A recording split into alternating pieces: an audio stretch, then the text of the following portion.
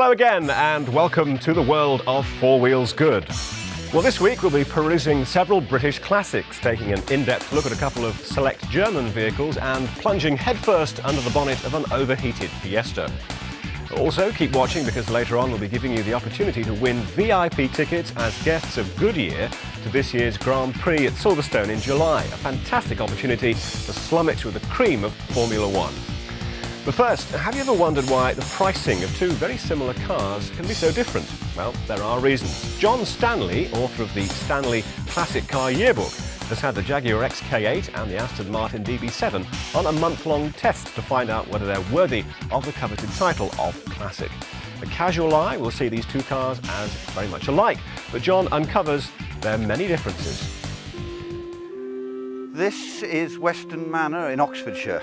It's originally the home of 11th century monks. It's now a thriving hotel called Weston Manor, and it manages to combine the power of history with the panelled rooms. It's even got its own ghost called Maud. It has everything you would expect of a period house, and yet at the same time offers modern facilities without which it wouldn't hold its customers. The panelling, of course, wasn't original. It was added somewhat later, and by all accounts the ghost was really a local lady who came to entertain the monks. And what's this got to do with motor cars? Well, we're expecting much the same of our current crop of sporting pedigreed motor cars. There are lots of pieces of history woven into them and lots of criticisms because there is. Come and see for yourself what we have through this arch. Here we have two motoring legends, both trading heavily on their pasts and both attacking the modern marketplace ferociously. There's a difference. It's about £40,000, and if you're a fan of one or the other, you feel pretty strongly. The one thing is certain, that until now, these two cars haven't been shown together very often because they do look so similar.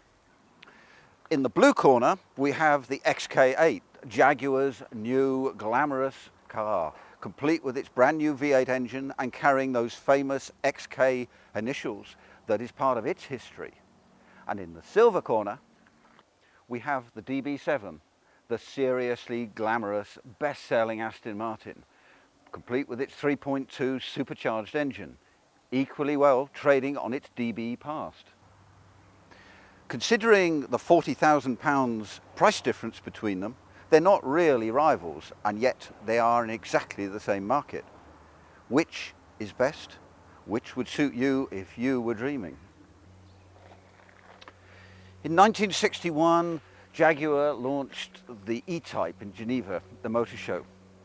And with all the suitable show business finesse, they did the same thing again in 1996 with the XK8.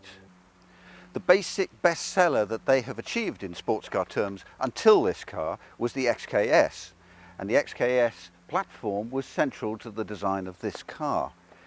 They have provided a beautiful new body and a lot of sex on the road, but it is genuinely a grand tourer. It dismisses itself as a sports car because it has a big boot, a boot that you can take all your weekend stuff away in as well as your other half. The inside is everything you would expect a Jaguar to be. It is beautifully fitted, which is a change because some of their previous cars fell apart. Their electrics used to be bad news. Now, I'm pleased to say, the inside is lovely. There are all the features you expect. There's the veneer, there is the leather trim, there is the carpet. Some of it's a little on the tacky side.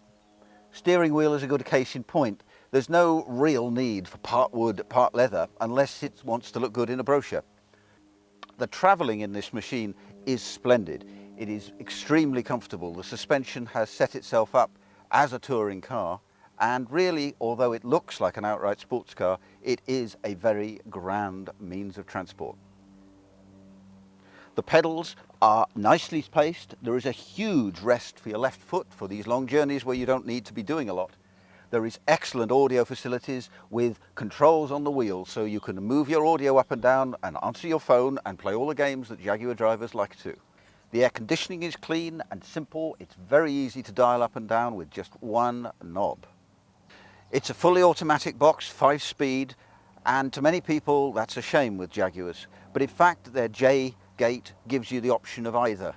In manual form, it's not really as fast or as enjoyable as a manual box could be, but in truth, kept in sport, it really is a lively drive without having to be busy.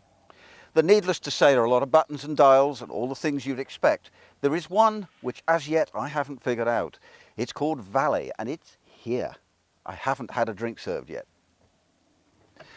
And in the rear, there is at least a token space. I have driven the automatic convertible, and there you don't have that space facility because it's all hood. But right now in the coupe, you do have usable space, whether it's for suitcases or those tiny children with no legs. And under this bonnet, we have the really serious news. This is Jaguar's beautiful new V8 engine. It creates 290 brake horse. It's a 4-litre machine, and it is silky smooth. Just come and see.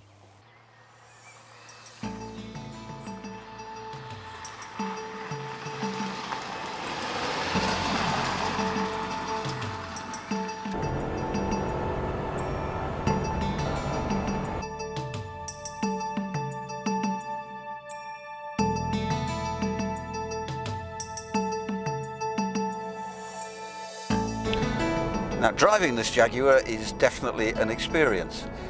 You get the feeling that it's a sports car. You have the long bonnet, you have the big sexy wheel, all the instrumentation you want around you, and yet, in fact, the gear changes are so smooth that you really don't know which gear you're in. It just glides. If you want fun, then clearly you've got to behave yourself, because these cars are not really for the road at full speed. But if you do drop it down a cog or two, and you do start listening to this lovely V8 that is the first Jaguars have actually created, then you can understand why the sporting enthusiast is celebrating what was originally going to be called the F-Type.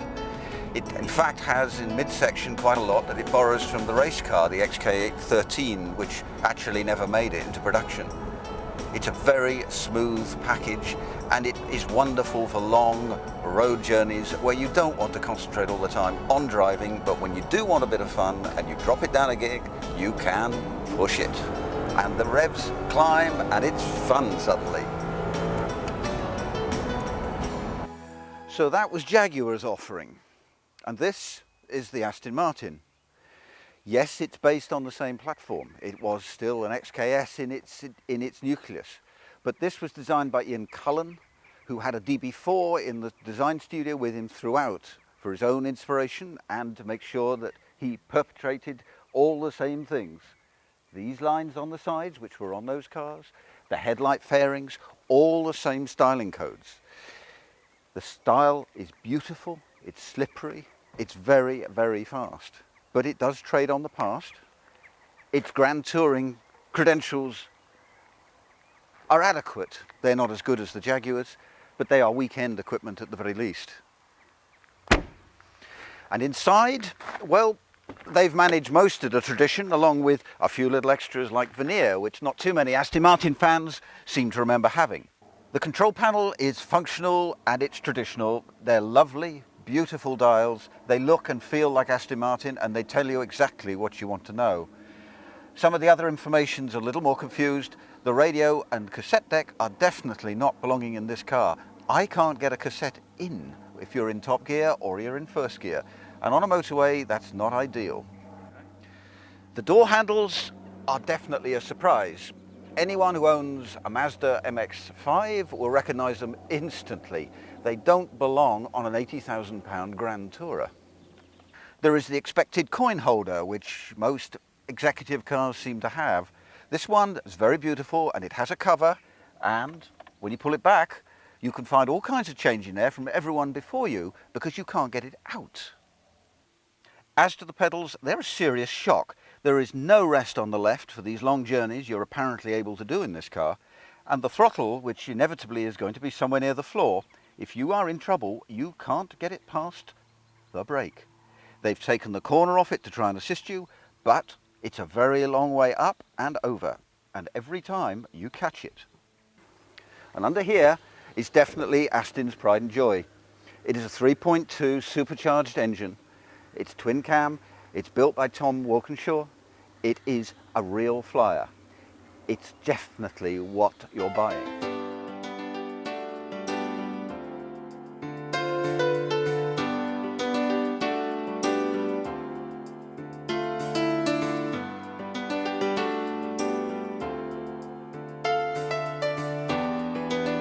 Now this one may cost an awful lot more money than the opposition, but when you actually start stirring these gears, you know why.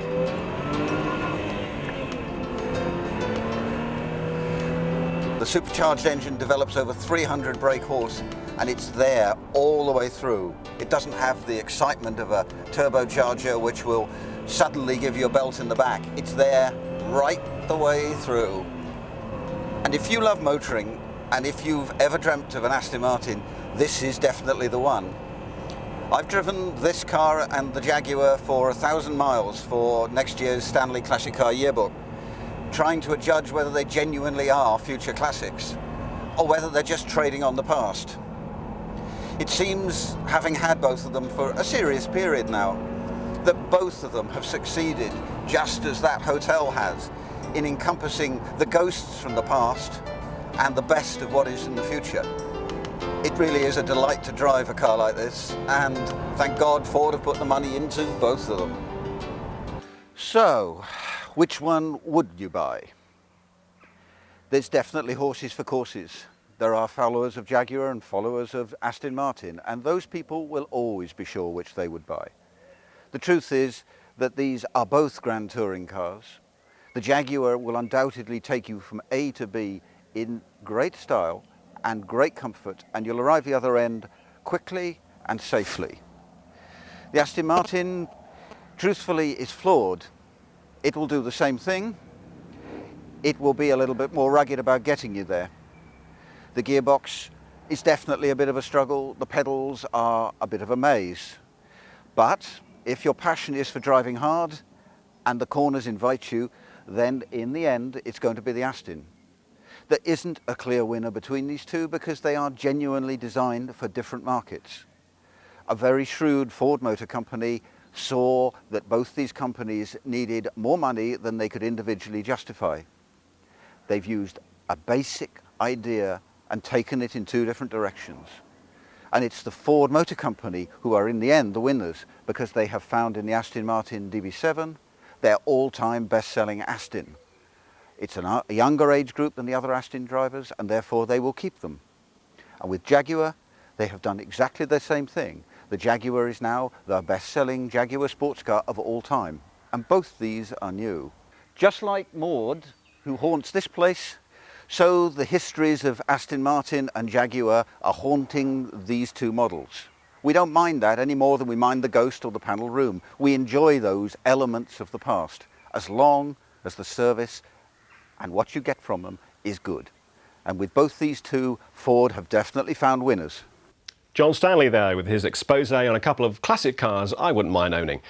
Well, after the break, Ginny Buckley will be accelerating down autobahns and storming up Strasses in Germany in the new Volkswagen Passat. And we'll be taking a good look at another German import, a new Mercedes Coupe, which hits the streets this week. We're back in a couple of minutes.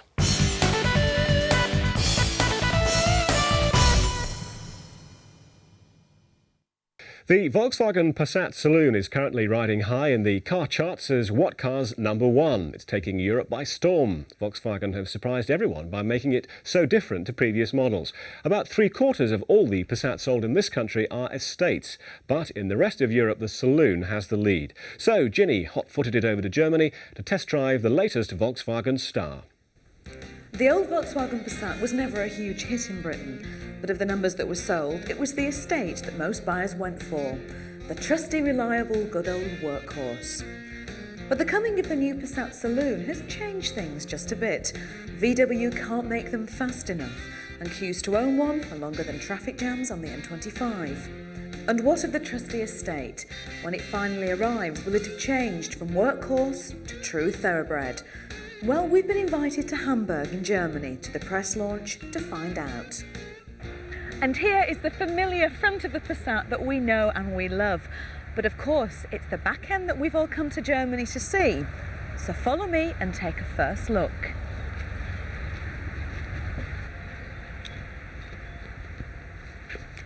So what do you think? Has it lived up to your expectations? Well, I think it looks great, but you need to take a closer look and make up your own minds.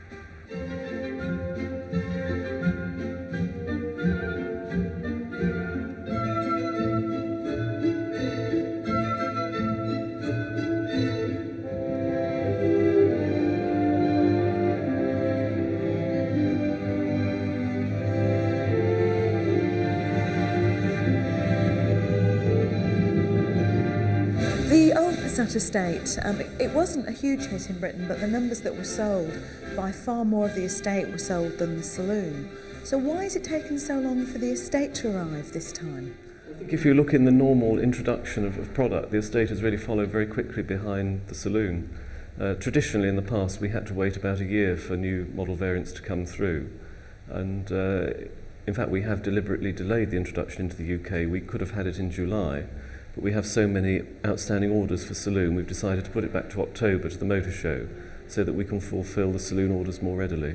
Yeah, the Passat does have a very high level of spec, really. So what about the estate, the variant? Will that have this similar high level to the saloon version? Yes, again, they'll mirror exactly the specifications of the saloons, and as I say, that, as you well know, that the Passat is we think, remarkable in offering luxury Mercedes-Benz type standards of quality at the normal price for that sort of vehicle. It's sort of Mondeo Vectra pricing. So how can we expect the Passat estate to be priced? We haven't fixed the prices yet. There'll be something like £1,000 more than the equivalent saloon. Even the entry-level model on the estate has an extremely high level of specification. It says in the press pack, to drive a new Passat is to like nothing, and I have to say that we tend to agree with that. Included is a list as long as your arm, and I'll give you some examples from it. ABS, front and side airbags for both driver and passenger. Seatbelt pretensioners in both the front and the rear. Roof rails, extremely useful on an estate car. A load area cover. Central locking, and that includes the rear tailgate.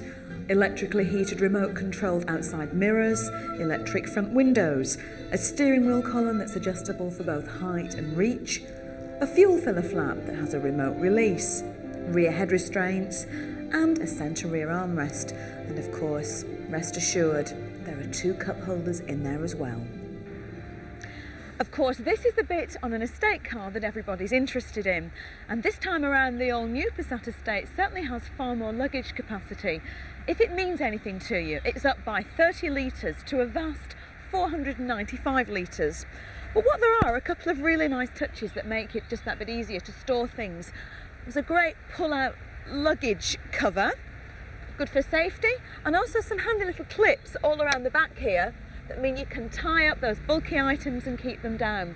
All in all, it makes a very practical and vast luggage area, which is what you're buying an estate car for, isn't it? But it's once you get inside that you realise just how spacious it actually is. You see, the VW Passat has been eating its greens. It's grown all over.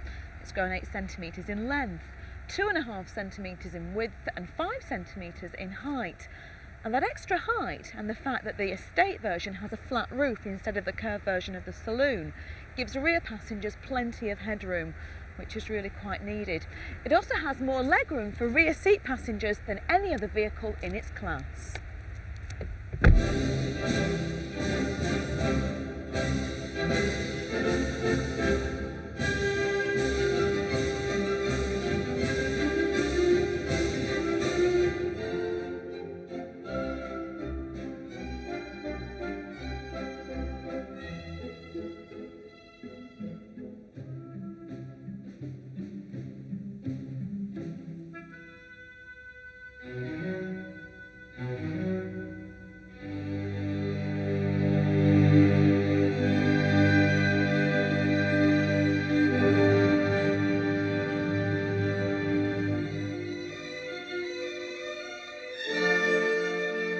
I've noticed from looking through the press details that the automatic version comes with an intelligent system that actually learns your driving behaviour.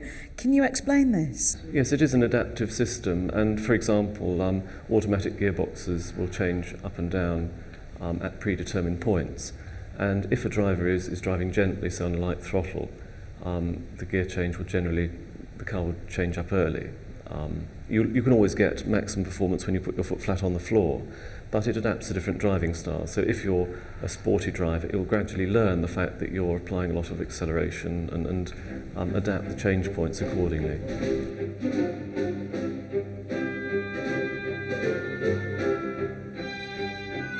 Throughout the cabin in general, everything is extremely well laid out, and the whole feeling is really one of extreme quality, almost luxury, that you'd really expect to find in a car of a different class. As VW say, it's all about attention to detail. I think one could almost call it an obsession. It is a bigger vehicle than the old one. It's slightly more spacious. It's incremental, but the main benefits are the big step forward in value for money, its equipment, its specification, and it has all the attributes that have been well reported already on the saloon version. Okay, and how do you think sales of the Passat will be split? Because as I said last time around, there was a higher proportion of estates to saloons. Do you see this being addressed this time? Well, bear in mind we're looking for a 5-fold increase in sales during the first year. So we sold 8,000 Passats saloon and estate of the outgoing version. We have a production allocation of 40,000 Passats in total from the 1st of May for the calendar year, and that's a tremendous increase. We're going to be taking about 2,500 estates towards the end of the year, so the balance will be much more towards saloon, certainly to begin with, and we might eventually end up with maybe a 60-40 split saloon estate, perhaps after 2 years. You may remember when we test drove the Passat Saloon last year up in Newcastle that it was fitted with a satellite navigation system that you could buy as an extra. Now, unfortunately for us, it would have been handy, but the area that we were in the UK hadn't yet been mapped. But this time, we're in the middle of Hamburg and I'm getting a bit lost. And, luckily for me, there's an onboard satellite navigation system. So let's give it a go, fingers crossed, see if it works. Wenn möglich, bitte wenden. Yeah, and in English, that is? Wenn möglich, bitte wenden. Nach 100 Metern rechts abbiegen. Danach sofort rechts abbiegen. Jetzt rechts abbiegen. Danach sofort rechts abbiegen. Unfortunately for me, I don't speak German, but luckily I have my translation book with me. I think I better stop for about an hour and work this one out. The estate range is the same as that of the saloon, and it starts with a 1.6 litre entry model that will cost around £15,500.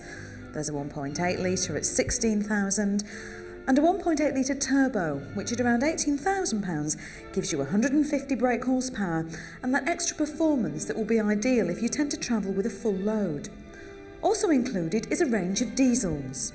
Well, Volkswagen is the first company offering direct injection diesel engines, which mean an extremely fuel-saving concept at high torque and output.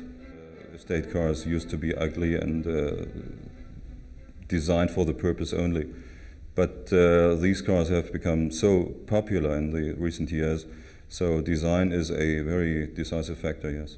Well, look at the gas lamps, look at the grab handles, the door handles, the ashtray, and you will see where the work in detail has happened. We've had problems in Britain getting hold of the saloon cars. People, they want them. There are queues of people waiting for them. Is this the same in Germany? Has there been this kind of demand here? Customers all over Europe have a problem in these terms.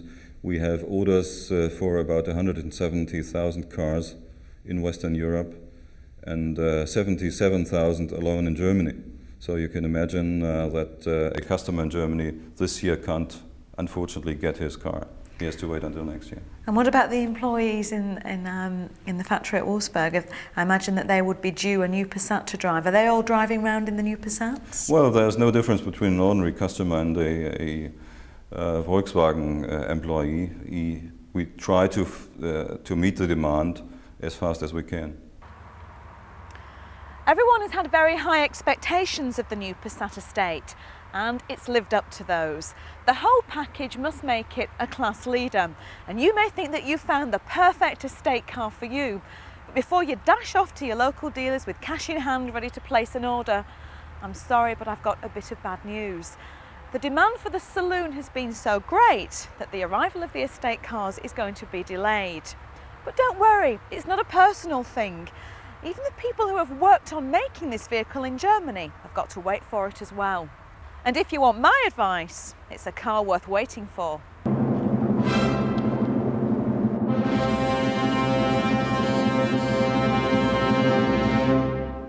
Ginny Buckley in Hamburg there. I have to confess, I don't think I've seen a single new Passat over here. No doubt British companies are shy of using them in fleet operations because of the import costs. Now, coupes. Yes, coupes are suddenly back in fashion. The market is absolutely awash with choice. The new Ford Puma and the Hyundai Coupe, both of which we'll be looking at next week. The Fiat, which is doing fantastically well, and the Peugeot 406 right-hand drive. But if you've got a load of cash sitting around and you simply must have a coupe, there's something special arriving at a showroom near you. Peter Baker reports.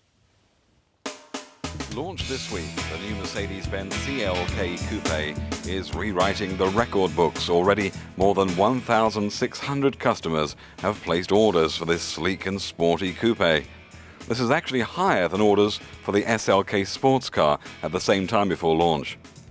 Mercedes expect to sell 3,000 CLKs a year in the UK, and that's more than double the best annual sales of the E-Class coupe that it replaces.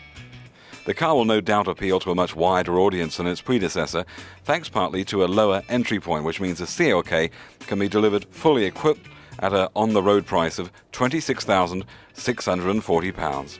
It's also an attractive car because it's a full four-seater and has a wide choice of models. In fact, CLKs are available with a 2-litre, 2.3-litre supercharged and a 3.2-litre V6 engine, all available as elegance and sports versions for the same price. Sports models are more dynamic in appearance with firmer suspension, 7-hole alloy wheels and levels of equipment that you'd expect on a CLK. They're fitted with brake assist, the Mercedes-Benz emergency braking aid, and also rather smart keyless ignition system and immobilizer. CLKs also have that new Mercedes service indicator, which means that service intervals can be extended to 18,600 miles. Well, after the break, we'll be peering under the bonnet of a forlorn Fiesta with mechanic John Wright and discovering what actor Leslie Grantham has hidden in his garage. Stay with us.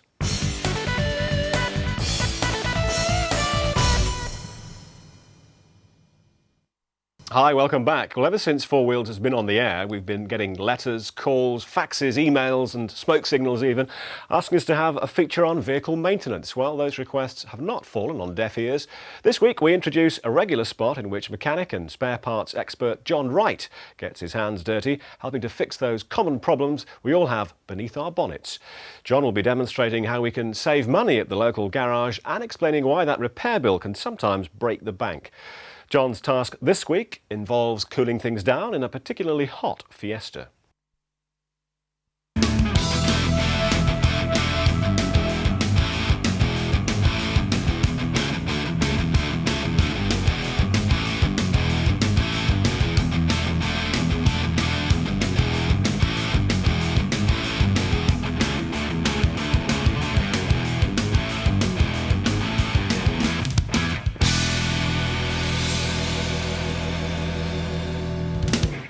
Welcome to Inside Motors. Have you ever thought you were being ripped off at a garage? Well, Inside Motors is a show that's going to show you how to do your own jobs in your own garage. It's all down to understanding what goes on underneath the bonnet. And today we're going to service a Ford Fiesta. Come on, let's go and do it. Right, this Ford Fiesta's come in with an absolutely classic head gasket problem. It overheated on the motorway when the lady was driving it. It's losing water because, look, come and have a look at this. 2 weeks ago we put a level mark on the water just to see whether it was losing any, and it is. It's losing a significant amount of water. It's also doing an absolutely classic thing. It's mixing oil and water. With those three symptoms, the overheating on the motorway, the loss of water, the emulsifying of the oil, bob on, absolutely classic head gasket failure. Right, now we're going to fix it. The cylinder head's got to come off and strip the engine down to that level. Everything above there has got to come off. Air cleaner box off, rocker box off, exhaust off, all ignition side off, and then these bolts have got to come out in sequence. And we'll show you that later on. Right, let's get going. First job, jack it up, let's get it skywards. Before we jack it up, always remember, do the wheel nuts.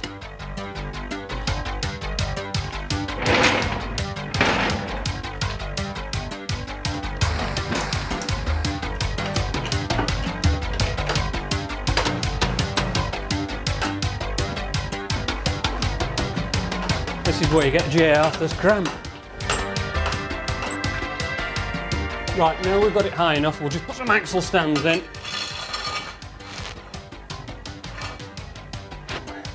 Keep everything safe, I don't want it dropping on my head.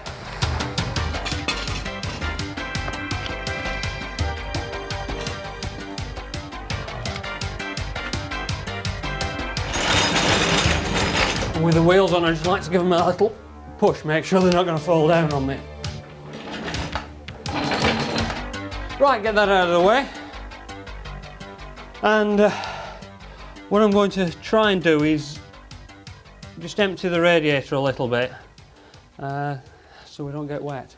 Looks like there's a nice little drain plug here which will undo.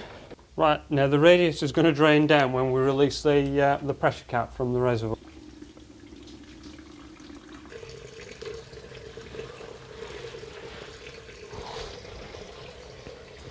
Let's just stop it weeing all over the floor.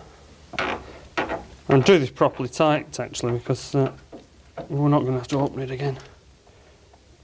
Right, looks like head gaskets are becoming quite an increasing problem these days. Volkswagens are absolutely notorious for it. 70,000 miles head gasket failure. A little bit more unknown with Fords. It's probably the first one I've seen. I've done a Cavalier, now a Ford, and plenty of Polos. Right, let's get rid of this air cleaner. 3 screws, all the clips.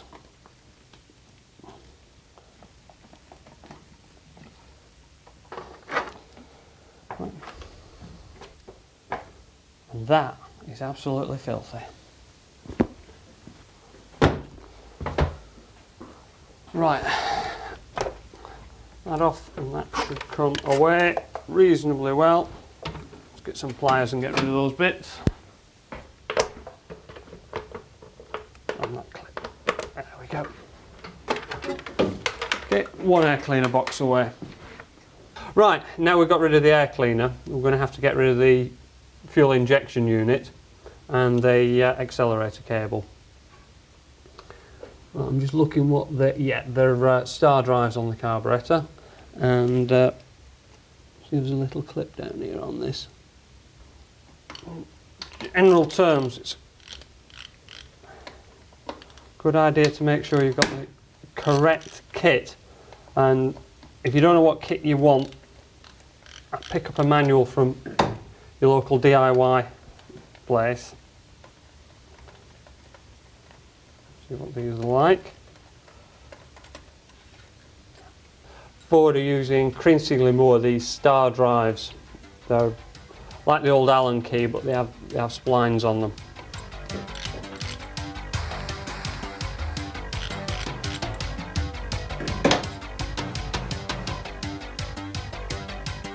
On older Polos and Fiestas, this would be a carburettor rather than a fuel injection unit, but the principles are absolutely exactly the same. In fact, they look very, very, very similar. Thanks very much, John, and John will strip the rest of that engine and get to the head gasket next time. Now, it's always interesting to find out what sort of cars the stars drive. Does the car reflect the owner's personality? Does the age or the colour mean anything? We met actor Leslie Grantham, who took us to see what sort of vehicle he keeps behind his garage door. The split-screen Morris Minor, a classic car and the first one owned by Leslie Grantham. But it wasn't straightforward, as he told the motor show. Okay then, Leslie. split-screen Morris Minor. When was the last time you saw one? About 1963-64. Yeah? It's exactly the same, down to the dreadful pit marks on the back. I know, it's got a bit of a pock marking, hasn't it? Yeah, it's not Was the yours same. this colour? Similar, I mean, they were all pretty icky, weren't they? Yeah, sort of grey or grey. I think there was a lot left over from the war of paint, and Morris Minor, I think, used it, you know, they did stop making submarines, they painted their cars with it. Yeah. It's cute though, isn't it? Yeah. Yeah? Yeah. You sound doubtful. No, you see it now, it's dreadful. Let's have another job.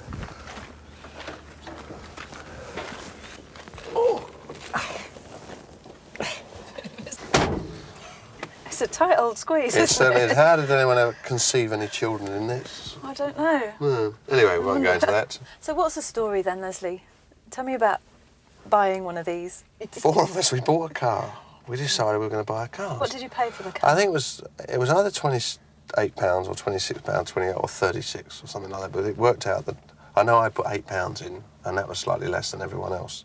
And we went off and did all the things that that guys did when they were 16 or 18 or what. And pitch black, driving back, and the driver stopped. You know, I said, "Okay, see you tomorrow at 10 o'clock." Right, fine. Leslie's place. You know. Went on a bit further, the next one got out. See you tomorrow, Leslie's place, 10 o'clock. I thought, oh, it's nice, she's going to drop me home. I said, it's very nice, you know. A bit further, he pulled in, it's his place. And he suddenly got out to the eyes, the keys. He said, you take it home and we'll see you tomorrow at 10 at your place. And by the time it's all registered on me that I couldn't drive, he'd gone. So I didn't want to lose face, so I sort of turned the key and made a terrible noise and crunched a bit, and I had to go 4.5 miles. I think I did the first 150 yards or 500 yards in reverse, because I couldn't get out of reverse. Yeah, so you weren't impressing the girls then in the moggy? No, I never impressed the girls. I can't now, you know. That's the story of my life. I've always been unlucky. I had a rocking horse once it died. Oh, no. Actor Leslie Grantham there, and his Morris Minor. Well, after the break, we use the latest technology to find new cars with Auto Hunter, a new online buyer system. And don't forget, competition time. We're giving away those VIP tickets to the Grand Prix at Silverstone. We'll see you in a couple of minutes.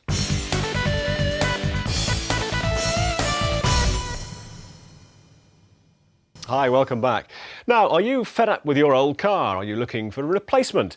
Is your house covered in second-hand car mags? If so, your misery may be at an end. There's a new system that's been developed using 90s online technology, and it's now possible to find your perfect car at the touch of a button.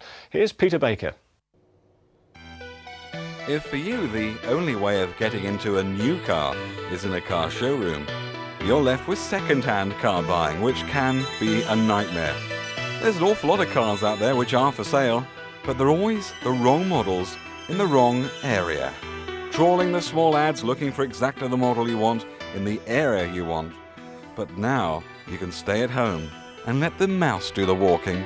We only know that people use the regional newspapers actively to search for information before they buy a car, and then when they're actively looking to purchase a car. And so it made sense that with all the facilities that the internet has to offer, because there are some exciting new technological advances which would take the service the regional press already offer and make it even better on the internet. The beauty of the internet is that you don't have to go out looking for a newspaper every evening in a week. You can actually go onto the internet once in the week.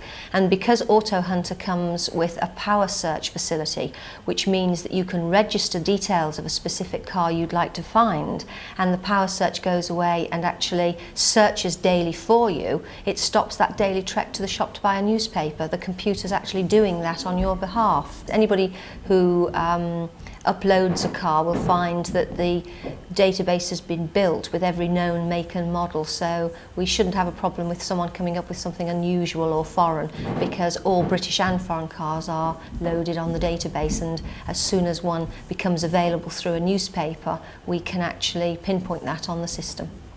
Now, what about if people haven't got let alone a computer, but an internet site? I mean, this is just for the posh people who've got the money to access the internet, isn't it? Well, so far the internet has been for those people who are more technically minded and probably have a computer at home or at the office. But I think there are new developments, and there are lots of different new developments, some through cable, some through B-Sky B and satellite, and several new initiatives that are coming to the high street this Christmas, which include boxes that you can plug into your TV, plug into a British Telecom phone point and turn your TV into an internet receiver. And the sort of price being spoken of for those boxes is about £200. So from Christmas, for around £200, I believe that anybody will be able to access the internet, and they won't need a PC and they won't need technical knowledge to do that. So, let's find a car, shall we? Right, let me start the computer up for you. Initially you have to turn to use our URL to find the site, and the URL is www.autohunter.co.uk, and once you've actually keyed in that URL, the main homepage will come up. You'll find that Auto Hunter has several different sections, and the sections are caravans, commercial vehicles, boats, motorcycles, as well as cars. So you actually have to click onto the car section if that's what you're searching for, and then you'll be asked to choose a region, and we're going to choose the Midlands. But obviously you can choose any region in the UK from which you want to find a vehicle. Once you've chosen the region, you'll be able to click onto a heading which says Find It. And Find It is basically the way to navigate into the form that you complete in order to conduct the search. So the first thing you have to fill in is the make, and there's actually a drop-down menu with all the makes, and I've chosen Ford. And having chosen Ford, you then have to decide what model of Ford. So let's say we're looking for a Ford Escort. You then come down and tell the system what sort of price range you're looking for. Let's say that we're looking for a really nice car, so it'll be a minimum of £5,000, but a maximum of, say, £7,000. You can, if you want to improve the selection criteria to match the car, to find the car that you're looking for exactly, by specifying the colour. You can specify whether you want a diesel or a convertible. If we weren't looking for a Ford, you could specify the fact that you were looking for a passenger vehicle car, something like a Galaxy or a Renault Espace, or a 4x4, without actually knowing all the different makes and models of 4x4. So the system is using a lot of intelligent software to interpret very basic requests from those who want to use the system. You can specify colour, and once you've completed your specification, you simply press the final button, which is the search key, and away the computer goes to find the car that you've specified. The next screen is the screen that is full of cars, and this has returned 67 cars, so we've obviously got 67 vehicles matching my precise specification. You'll see from the list that the cars come with a tag underneath saying road test, and that's because Auto Hunter has almost 1,000 different road tests loaded to the system, and they're for both new and used cars. So if you're buying you're interested in buying a used Peugeot, but you're not sure of the insurance category or the sort of miles per gallon you're likely to get, then the used car road test will give you all that sort of information. The idea is that you come to this particular site and you get everything you want to help you buy the car. Later on you can move to the insurance and financial sections, where at the moment we're loading online quotation facilities, so that you'll be able to ask people like Commercial Union or Admiral Insurance what it would cost to insure the car before you buy it, and you could certainly ask people like the Royal Bank of Scotland for some indication of what a personal loan could be if at the moment you can't quite afford to buy it. So we're looking for this site to be a one-stop shop for anybody who's looking for a new or a used car. Peter Baker at home amongst the latest high-tech systems. Well, earlier in the show we looked at Leslie Grantham's Morris Minor, and now we've got something a little bit more grandiose for you. What does Ken Morley, alias Reg Holdsworth, drive? Have a look at this. Peter, better buzz immediately now. Coronation Street star Ken Morley collects limos. Luxury. And the bigger the better. This is his 23-foot Lincoln Stretch, just one of Ken's dream cars. Has it always been a fantasy of yours? You know, was it a boyhood dream? Yes, it was really. It used to say that the girls were always clean, but the cars were always dirty. But now it seems to be the other way around. But it's Hollywood, really, and, you know, all that fun palace with Paramount and MGM and all that sort of thing, and people driving around in all these lovely cars, which you can see before you. What's the next one along the line? Ah, no, this one. It's a very big car. It's a 6.6, and it's the coupe. It's this car in a coupe size, as you can see. Right. Lovely old car, two-door, with the opera windows at the back. This is a Fleetwood Brougham, also 79, last of the big ones. A year and a half later, they became 4-litre cars. But this is 7. All these are fun cars, really, toys for boys, and that's what you have, because when you reach my time of life at 29, of course, you have to have the... So what about this one, Trans Am? That's a really... Well, there's no excuse for this. Yes, it's just naked power. I mean, it's a 5.7, about 230 brake horsepower, and it loves nothing better than to eat a nice BMW first thing in the morning. Loves that. And, yes. Would you like to have a look inside? Because it's got it all... Air conditioning, electric windows... Everything you could wish for this, and of course... Perfect escape from a winter's day. Oh, absolutely, yes. Now, here we go. Listen to this.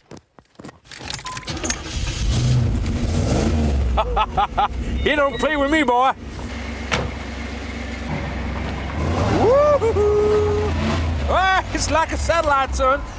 Ken Morley, funny man and a very nice collection of cars. Now, as I mentioned earlier in the show, we're giving you the opportunity to be VIP guests of Goodyear at the British Grand Prix at Silverstone. This is an exciting chance to go trackside and enjoy the thrill of the motor racing event of the year. See all the top names in action and relax in the heady atmosphere of champagne and high-octane fuel. Now, to win these prestigious tickets, all you have to do is answer the following questions. Question 1, after last year's winning season, which racing team did Damon Hill leave and which team did he join? And the second question, what is the name of the person who is considered to be largely responsible for the global revival of Formula One and who controls it now?